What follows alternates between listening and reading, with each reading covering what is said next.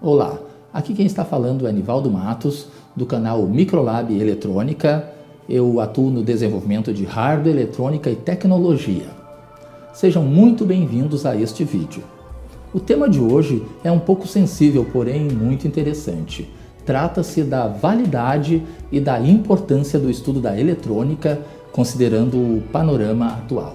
Também relato por meio de experiências próprias alguns momentos em que, para mim, como profissional da área, foram decisivos para não abandonar o barco e continuar estudando essa arte, a eletrônica.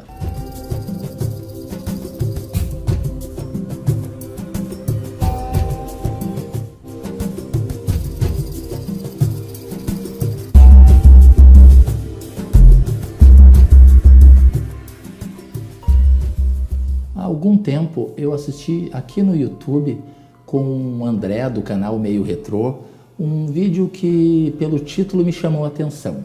Vale a pena estudar eletrônica? Então me chamou a atenção porque exatamente este contexto desse canal. Encontrar uma chave genérica que desperte o interesse da maior quantidade de pessoas aí do outro lado a se interessar por estudar eletrônica. Então, desde já, agradecendo esta frente aberta pelo André, discutiremos aqui esta questão, porém, na linha que ele seguiu no segundo vídeo que publicou sobre o assunto. Então, aqui analisaremos esse tema no contexto do desenvolvimento de hardware e eletrônica e tecnologia, não só para o crescimento individual de cada um. Sabemos que o aumento de profissionais nesta área contribuirá e muito para um futuro mais sustentável, e a geração de mão de obra local por meio de desenvolvimento tecnológico é uma das soluções para o desenvolvimento da indústria interna brasileira. Um pouquinho da minha história. Nasci em 1969, comecei a estudar eletrônica de forma autodidata com apenas 10 anos, lendo revistas Divirta-se com Eletrônica e Beabá da Eletrônica. Com 12 anos comecei a trabalhar profissionalmente, isto foi lá pelos meados de 81. Realmente a eletrônica não era esta que vemos hoje, existia uma magia diferente. O estanho que utilizávamos para a solda tinha um cheiro característico. Montávamos as experiências em pontes de terminais soldáveis. Muitas vezes esperávamos uma semana para poder ir à cidade grande para comprar alguns transistores, resistores, para poder montar um pré-amplificador, que eu e meu irmão mais velho nos deliciávamos com esta aventura. Estávamos há alguns anos da internet e do LED azul.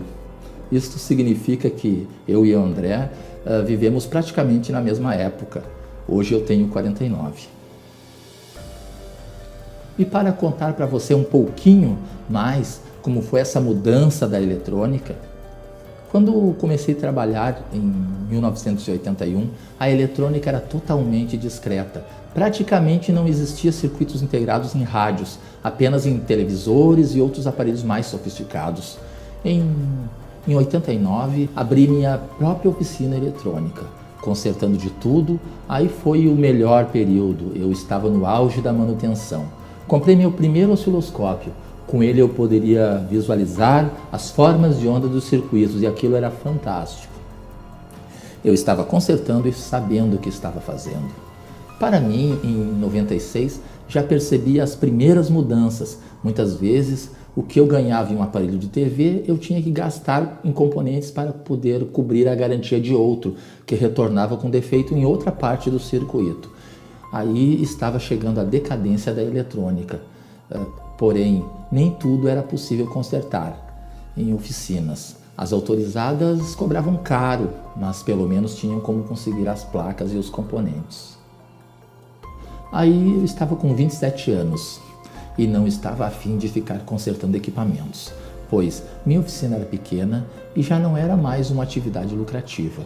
Aparentemente, até aqui, parece não ter sido válido ter estudado para uma profissão que estava começando a se extinguir.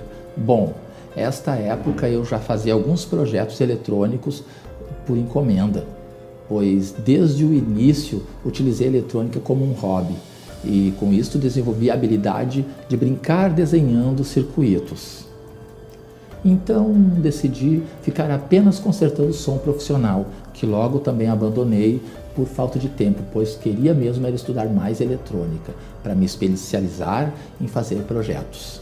Acontece que quando eu me dei por conta, a eletrônica já tinha mudado.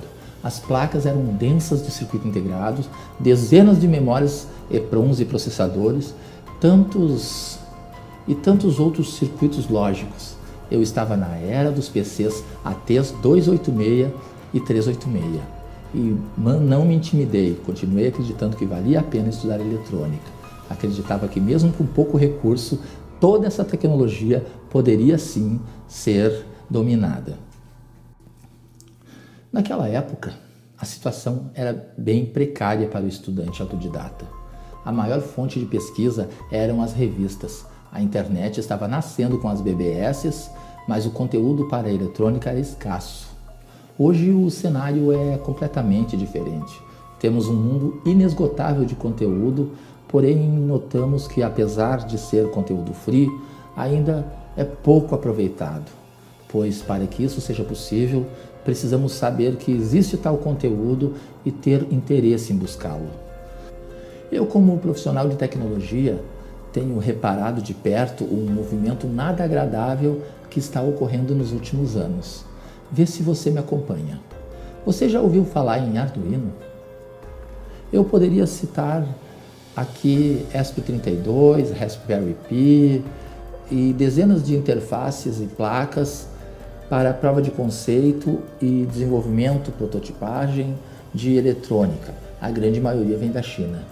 Boa parte dos nossos estudantes estão empenhados em aprender a programar essas placas e estão atuando na camada de aplicação, porque muitas libraries e APIs vêm praticamente prontas, mas estão fazendo um ótimo trabalho. E quando esses estudantes chegarem ao mercado de trabalho e tiverem que desenvolver seus produtos, vão comprar essas mesmas placas da China, soquetearem uma placa de fenolite e colocar em uma caixa plástica e dizer pronto, o produto está criado? Não, falta muito. São placas de prototipação e entre um protótipo e um produto existe uma distância homérica. Então observem, está faltando aí um profissional programador para a camada mais baixa, aquele que vai interpretar o datasheet e implementar as APIs. Pela minha experiência, esses profissionais são extremamente raros, pois é uma tarefa bem técnica. Também faltam profissionais para desenvolver, montar e testar o hardware. Temos apenas os profissionais para programar a etapa de aplicação. Até podemos fazer esses produtos utilizando o Atmega 328, por exemplo, módulos ESP, mas não utilizando a PCI completa. Podemos desenvolver aqui, não para bater no peito e dizer assim, ó, eu que fiz, mas para alavancar a nossa tecnologia aqui dentro, desenvolvendo e preparando o nosso país para o boom tecnológico da internet das coisas. Falando em IoT, tudo será eletrônica, sensoriamento, conversão de energia, carga de bateria, iluminação e comunicação. Podemos desenvolver e produzir a maior parte dessa eletrônica aqui. Podemos comprar apenas os componentes, os insumos na China ou no exterior que seja. Fazer como eles fazem conosco, nos compram a matéria-prima e depois nos vendem os produtos manufaturados. Temos ótimas universidades, ótimas escolas, fábricas de circuito impresso.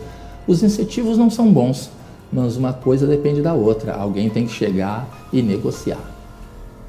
Uma das ideias aqui do Microlab é mostrar para você que a arte de desenvolver eletrônica pode ser vista sim como um grande Lego, mas um Lego sério e comprometido, onde cada peça incorporada ao seu conhecimento será utilizada por muito tempo. E cada dia tudo vai se tornando mais fácil. Então, concluindo, considerando um desenvolvimento sustentável e balanceado entre o software e o hardware no Brasil, vale muito a pena estudar eletrônica.